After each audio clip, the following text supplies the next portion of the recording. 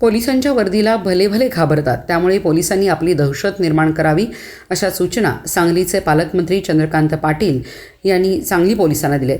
सांगली जिल्ह्यातील कायदा सुव्यवस्थेवरून होणाऱ्या टीकेवरून ते बोलत होते. सांगली जिल्हा पोलीस दलाच्या वतीने पोलीस मुख्यालयामध्ये उभारण्यात येणाऱ्या विविध विकास कामांच्या भूमिपूजन पालकमंत्री चंद्रकांत पाटील यांच्या हस्ते संपन्न झाले. यावेळी बोलताना मंत्री पाटील यांनी सांगली पोलीस दलाला ज्या ज्या गोष्टी लागतील त्या दिल्या जातील असे देखील स्पष्ट केले. आता सगळ्याचे नियम झाले ते आता मी इथे सांगत नाही. मी पुन्हा एकदा पोलीस डिपार्टमेंटला जी रिक्वायरमेंट असेल ती नवीन वर्षाचा निधी पण आता 1 एप्रिलनंतर येईल.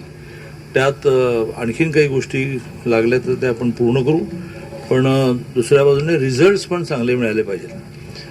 थोडंसं असं वातावरण निर्माण होत चाललेलं आहे की सांगली जिल्ह्यामध्ये कायद्याचा धाक राहिला नाही की काय.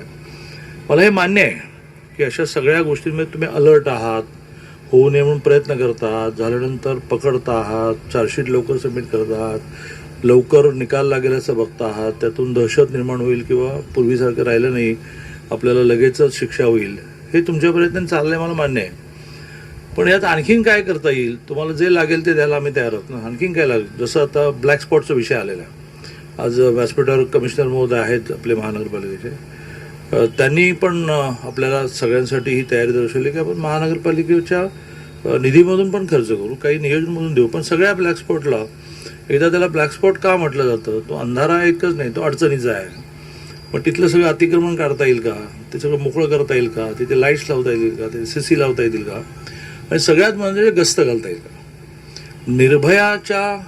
निर्भयाचा निर्णय केव्हा तरी 14-15ला झाला, ज्यावेळेला IG होते विश्वास नांगरे पाटील, आणि मी कोल्हापूरचाही पालकमंत्री होतो, सांगलीचा पालकमंत्री होतो. त्यावेळेला निर्भयाचा जन्म झाला आणि निर्भयाला आपण मोठ्या प्रमाणात वाहनं द्यायला लागलो.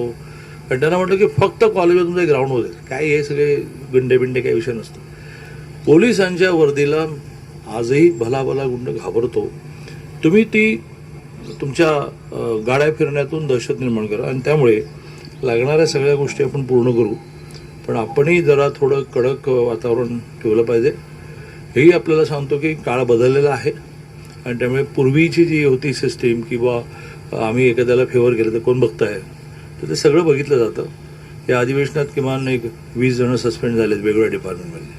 ते पूर्वीसारखे काय राहिलेलं नाही की कोण बघताय ते कोण बघताय, म्हणजे सगळं बघतात. CCTV बघतोय, काही एजन्सीज लावल्या आहेत. त्यामुळे अतिशय चांगला परफॉर्मन्स आपण ठेवाल अशी अपेक्षा व्यक्त करतो आणि माझं बोलणं संपवतो.